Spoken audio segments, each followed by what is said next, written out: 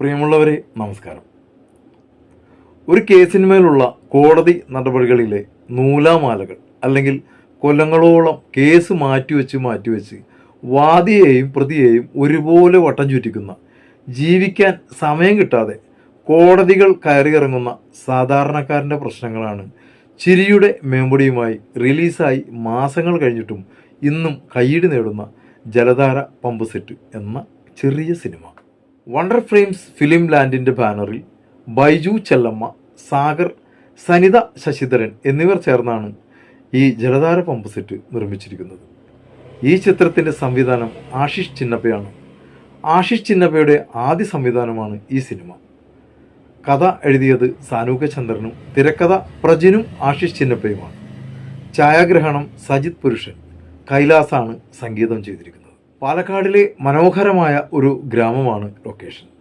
ഉർവശിയുടെയും ഇന്ദ്രൻസിൻ്റെയും വാശിയേറിയ അഭിനയ മുഹൂർത്തങ്ങൾ തന്നെയാണ് സിനിമയുടെ ഹൈലൈറ്റ്. മാതൃക അധ്യാപകരായി പെൻഷൻ പറ്റിയ ഒരു അധ്യാപക ഫാമിലിയാണ് ചന്ദ്രൻ മാഷും മൃണാളിനി ടീച്ചറും. ഒരു രാത്രി അവരുടെ കിണറ്റിന് താഴെ വെച്ചിരിക്കുന്ന മോട്ടോർ ഒരു കള്ളൻ അഴിച്ചെടുക്കുന്നു.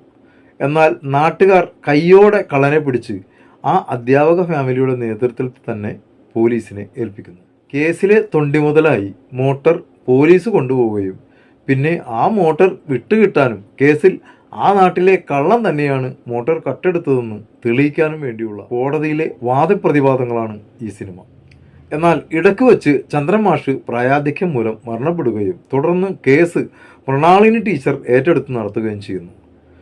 ഈ കേസിൽ മോട്ടോർ കട്ടെടുത്ത കള്ളനെ കോടതി ശിക്ഷിക്കണമെന്ന് ടീച്ചർക്ക് നിർബന്ധമില്ല.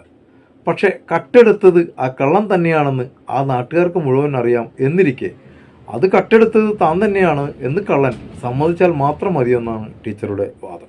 പക്ഷേ ആ മോട്ടോർ കട്ടെടുത്തത് താനാണെന്ന് കള്ളൻ കോടതിയിൽ സമ്മതിച്ചാൽ അവിടെ നേരിടേണ്ടി വരുന്ന ശിക്ഷയുടെ കാര്യത്തെക്കുറിച്ച് നല്ല ബോധ്യമുള്ള കള്ളൻ ഒരിക്കലും കുറ്റം സമ്മതിക്കുന്നില്ല. ആ കേസിൻ്റെ ഒരു ദൃക്സാക്ഷി ഉള്ളതാണെങ്കിൽ ഗൾഫിലാണ്. ഗൾഫിൽ കാര്യമായ പണിയൊന്നും തരപ്പെട്ടിട്ടില്ലെങ്കിലും നാട്ടിലെ കടം കാരണം നാട്ടിലേക്ക് വരാൻ കഴിയാതെ ഗൾഫിൽ തന്നെ കറങ്ങുകയാണ്. എന്നാൽ നാട്ടിലെ 3 ലക്ഷത്തോളം വരുന്ന കടം ടീച്ചർ കൊടുക്കുകയും ആ ദൃക്സാക്ഷിയെ നാട്ടിലെത്തിക്കുകയും ചെയ്യുന്നുണ്ടെങ്കിലും അവസാനം കേസ് തെളിഞ്ഞാൽ കള്ളൻ്റെ കുടുംബത്തിനുണ്ടാകുന്ന മാനക്കേട് ഓർത്തിട്ട് ടീച്ചർ തന്നെ തൻ്റെ ദൃക്സാക്ഷിയെ കൂറുമാറ്റി സ്വന്തം കേസ് തോൽക്കുകയാണ്. ഇതിനിടയിൽ പ്രതിഭാഗം വക്കീൽ ചോദിക്കുന്ന ചില രസകരമായ ചോദ്യങ്ങൾക്ക് മുമ്പിൽ ടീച്ചർ അടിപതറിപ്പോകുന്ന രംഗങ്ങളുമുണ്ട്. കളവ് പോയ മോട്ടറിൻ്റെ കളർ എന്താണെന്ന് വക്കീൽ ചോദിക്കുമ്പോൾ ടീച്ചർ എന്തൊക്കെയോ കളറുകൾ മാറി മാറി ബബ്ബബ് അടിക്കുന്നു. തന്നെ കല്യാണം കഴിച്ച് കൊണ്ടുവരുന്ന കാലത്ത് ഒരുപാട് ആഴമുള്ള കിണറ്റിൻ്റെ താഴെ സെറ്റ് ചെയ്തു വച്ചിരിക്കുന്ന മോട്ടറിൻ്റെ കളർ ടീച്ചർ എങ്ങനെ മനസ്സിലാക്കാനാണ്? ക്ലൈമാക്സ് ഒന്നുകൂടെ രസാക്കമായിരുന്നു. കേസിൽ ഉറപ്പായിട്ടും ശിക്ഷ കിട്ടുമായിരുന്ന ആ കള്ളനെ രക്ഷിക്കാൻ താൻ ലക്ഷങ്ങൾ കൊടുത്ത് കൊണ്ടുവന്ന ദൃക്സാക്ഷിയെ താൻ തന്നെയാണ് കൂറുമാറ്റിയതെന്ന് ആ കള്ളനോ അല്ലെങ്കിൽ ആ കള്ളൻ്റെ മക്കളോ കുടുംബമോ തിരിച്ചറിയണമായിരുന്നു. ചന്ദ്രമാഷായി വിജയരാഘവനും പ്രതിഭാഗം വക്കീലായി ജോണി ആൻ്റണിയും ടീച്ചറുടെ വക്കീലായി ടി ജി രവിയും അഭിനയിക്കുന്നു. ഇവരെ കൂടാതെ അൽത്താഫ്, ജയൻ ചേർത്തല, ശിവജി ഗുരുവായൂർ, സജി ചെറുകയിൽ, കലാഭവൻ ഹനീഫ, തങ്കച്ചൻ വിതുര, സ്നേഹ ബാബു തുടങ്ങിയ ഒട്ടനവധി നല്ല കലാകാരന്മാരും ഈ സിനിമയെ ഗംഭീരമാക്കുന്നതിൽ നല്ലൊരു പങ്ക് വഹിച്ചിട്ടുണ്ട്.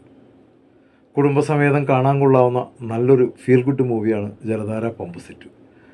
നിങ്ങൾ ഈ സിനിമ കണ്ടവരാണെങ്കിൽ നിങ്ങളുടെ അഭിപ്രായങ്ങൾ എൻ്റെ ഈ വീഡിയോക്ക് താഴെ കമൻ്റായി എഴുതിയിടുക. എൻ്റെ ഈ ചാനൽ ആദ്യമായിട്ട് നിങ്ങൾ കാണുന്നതെങ്കിൽ കഴിയുമെങ്കിൽ ഒന്ന് സബ്സ്ക്രൈബ് ചെയ്യുക, ബെല്ലൈക്കൺ ഇനാബിൾ ചെയ്യുക. അപ്പോൾ മറ്റൊരു സിനിമയുടെ വിശേഷങ്ങളുമായി കാണുന്നവരെ എല്ലാവർക്കും നന്മകൾ നേരുന്നു. നന്ദി, നമസ്കാരം.